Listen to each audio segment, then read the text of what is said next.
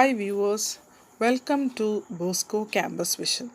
Today we are discussing a new subject, that is Fundamentals of Management, and it is for S1 BBA under Kerala University. And myself, Mary Netto, Assistant Professor from Department of Management, Don Bosco College, Kottayam. This session we are discussing the significance or importance of planning.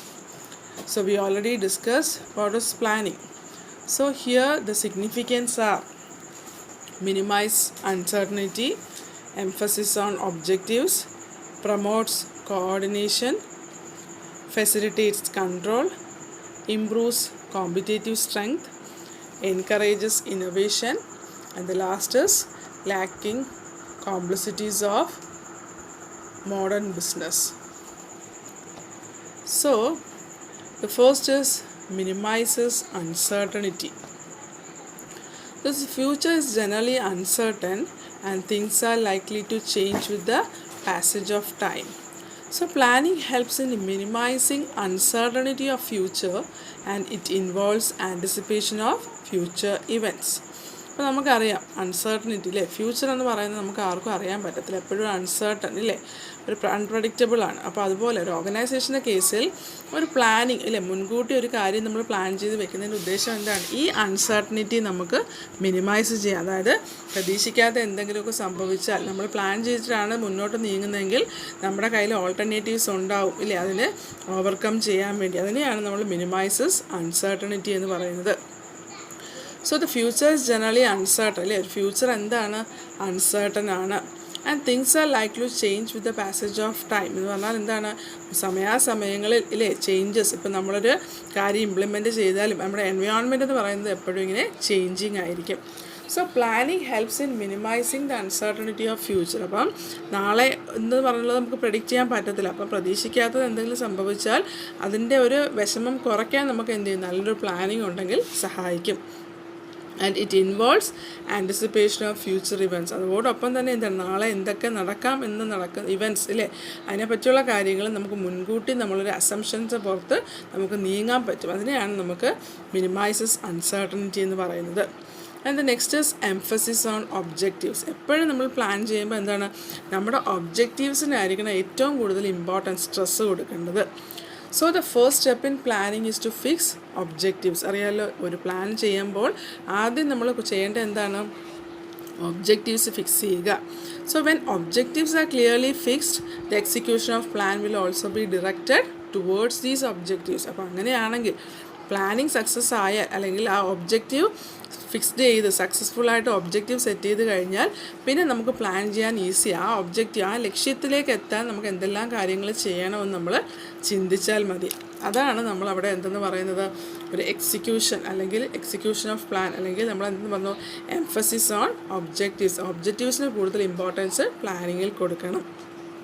Third is promotes coordination. That is, planning helps in making possible the integrated and coordinated effect on account of predetermined goal, the departmental consciousness of the enterprise goal. ഇല്ലേ, ഒരു planning എന്ന് പറയുമ്പോൾ എപ്പോഴും എങ്ങനെ ആയിരിക്കണം, ഒരു integrated അല്ലെങ്കിൽ coordinated എഫക്റ്റിൽ എല്ലാ കാര്യങ്ങളും ഒരുമിച്ച് ചേർത്ത് അല്ലെ, എംപ്ലോയീസും മാനേജ്മെൻറ്റും ഒരുമിക്കുന്നത് പോലെ നമ്മുടെ ഗോൾസ് ഇല്ലേ, അത് ഇൻഡിവിജ്വൽ ഗോളാവട്ടെ, ഡിപ്പാർട്ട്മെൻറ്റിൻ്റെ ഗോളാവട്ടെ, ഒരു ഓർഗനൈസേഷനിൽ മൊത്തത്തിലുള്ള ഗോൾസ് ആവട്ടെ, എല്ലാത്തിനെയും നമ്മൾ എന്ത് ചെയ്യണം, ഒരുമിച്ച് നിർത്തണം. അപ്പോൾ ഒരു പ്രീഡിറ്റർമൈൻ അല്ലേ, മുൻകൂട്ടി നിശ്ചയിച്ച പ്രകാരം ഒരു ലക്ഷ്യം നമ്മുടെ കയ്യിൽ ഉണ്ടാവണം. പിന്നെ കോൺഷ്യസോടെ നമ്മുടെ ഡിപ്പാർട്ട്മെൻറ്റിന് ഓട്ടോമാറ്റിക്കലി എന്താണ്, ഒരു എൻ്റർപ്രൈസിനൊരു ഗോൾ ഉണ്ടാവും, അത് കോൺഷ്യസോടെ നമ്മുടെ ഡിപ്പാർട്ട്മെൻറ്റ് ഏറ്റെടുത്ത് ചെയ്യണം. അപ്പോൾ ഇതെല്ലാവരും കൂടെ ഏറ്റെടുക്കുമ്പോഴാണ് അതിനെ പ്രൊമോട്ട്സ് കോഓർഡിനേഷൻ എന്ന് പറയുന്നത്. And the next is facilitates control. So planning and control are inseparable in the sense that unplanned action cannot be controlled. So control is nothing but making sure that activities conform to the plans.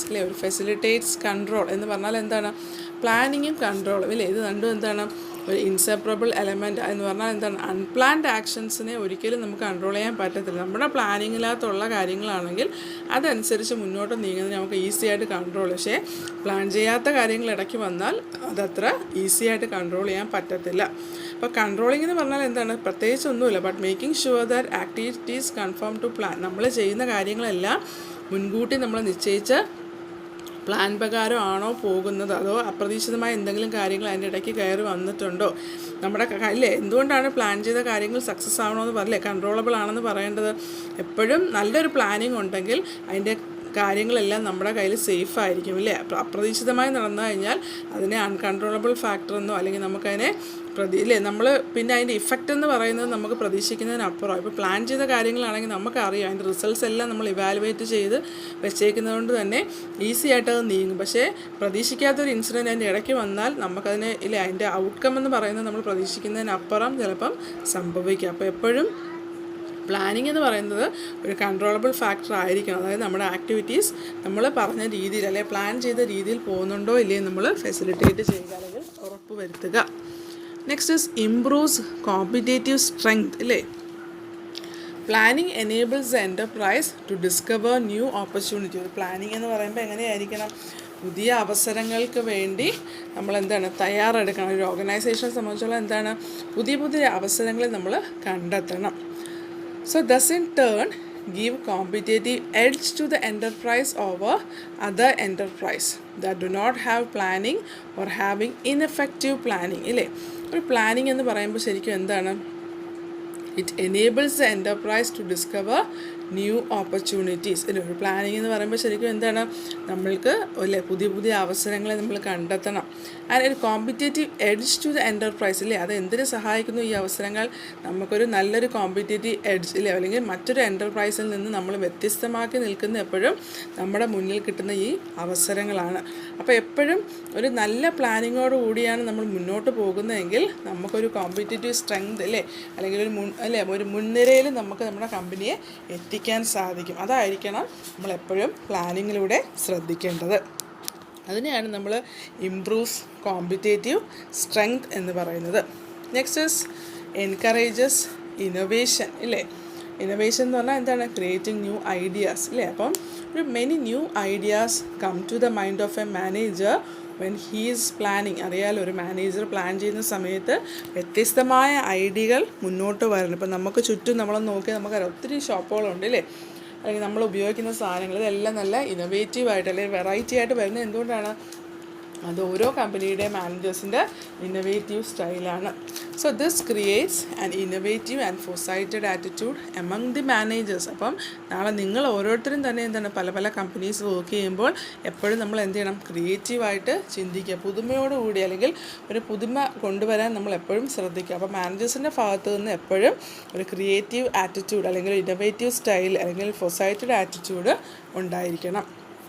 And the last is tackling complexities of modern business. അറിയാമല്ലോ ഇപ്പോഴത്തെ കാലത്ത് business ചെയ്യുക എന്ന് പറയുന്നൊരു challenging ഫാക്റ്റാണ്. കാരണം എന്താണ്, എൻവയോൺമെൻറ്റിലെ changes ഇല്ലേ, external environment എപ്പോഴും ചേഞ്ചസ് വന്നുകൊണ്ടേയിരിക്കും. അപ്പോൾ ആ ഡൈനാമിക് എൻവയോൺമെൻറ്റിൽ ആ ചലഞ്ചിങ് ആയിട്ടൊരു ബിസിനസ്സുമായിട്ട് നിൽക്കുക എന്ന് പറയുന്നത് ഒരു ടാക്കിൾ ഇല്ലേ, നമ്മളുടെ ഒരു ടാക്കിൾ തന്നെയാണ്. അപ്പം modern business is becoming more and more complex. അറിയാമല്ലോ ഇപ്പോഴത്തെ കാലത്ത് ബിസിനസ് എന്ന് പറയുന്നത് കോംപ്ലെക്സ് ഫാക്ടറാണ് ഇല്ലേ. തുടങ്ങാൻ എളുപ്പമാണ് പക്ഷേ സർവൈവ് ചെയ്യാനാണ് നമുക്ക് പാട്.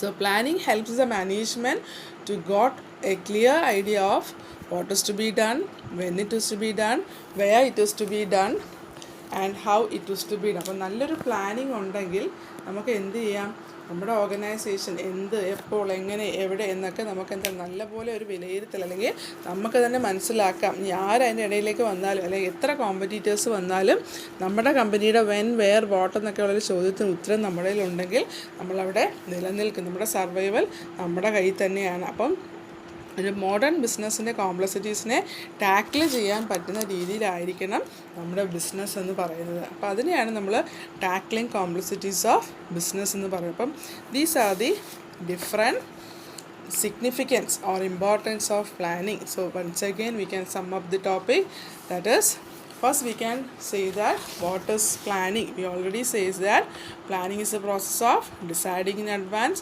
what is to be done, where, how and by whom it is to be done. Or it is a process involved anticipation of future course of event and deciding the best course of action.